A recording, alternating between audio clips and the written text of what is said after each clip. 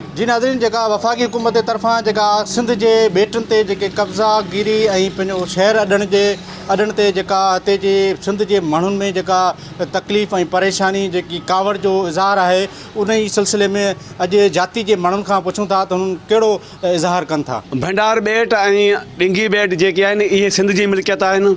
इहे असांजे हितां जे माहीगीरनि जी मिल्कियत आहिनि।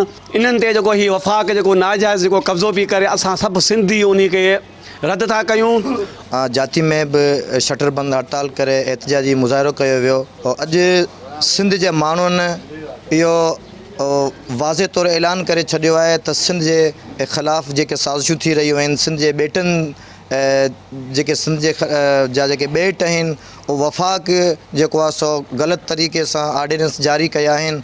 असां उन जे ख़िलाफ़ु सरापा एहतजाज आहियूं ऐं इहा सिंधी क़ौम कॾहिं बि जेको आहे सो इहो आर्डिनेंस जेको सदारती आर्डिनेंस जारी थियो आहे, असां उन जी मुकमल तौरु मुखालफ़त कयूं था। सिंध जे ॿेटनि खे खपाइण जे हवाले सां इन खे सिंधी क़ौम त पहिरीं 11 तारीख़ ते कराची में लखे माण्हू गॾु करे रद्द करे चुको आहे। अॼु सॼी सिंध में मुकमल शटर बंदि आहे। सिंधी माण्हू वाज़े तौरु पैगाम ॾेई छॾियो आहे वफ़ाक़ खे, तोड़े सिंध गवर्नमेंट खे। असीं पंहिंजी धरती बचाइण जे ख़ातिर, असीं पंहिंजा ॿेट बचाइण जे ख़ातिर दुश्मन जो सिर लाहे बि सघूं था, पंहिंजो सिर ॾेई सघूं था। असीं हिन वफ़ाक़ी सदारती आर्डिन खे कंहिं बि सूरत में मंज़ूरु कोन था करियूं, रद्द कयूं था। जाति जे शहरीनि ऐं कॉर्पोरेशन जूं ॻाल्हियूं तव्हां ॿुधियूं। हुननि जो चवण जो मक़सदु इहो ई आहे त ॿेट जेके ॿेटनि ते जेके वफ़ाक़ी हुकूमत जेका शहर पई ॾे या सदारती जेको आर्डिनेंस मंज़ूरु थियो आहे, उन जी असीं सख़्तु मुखालफ़त कयूं था।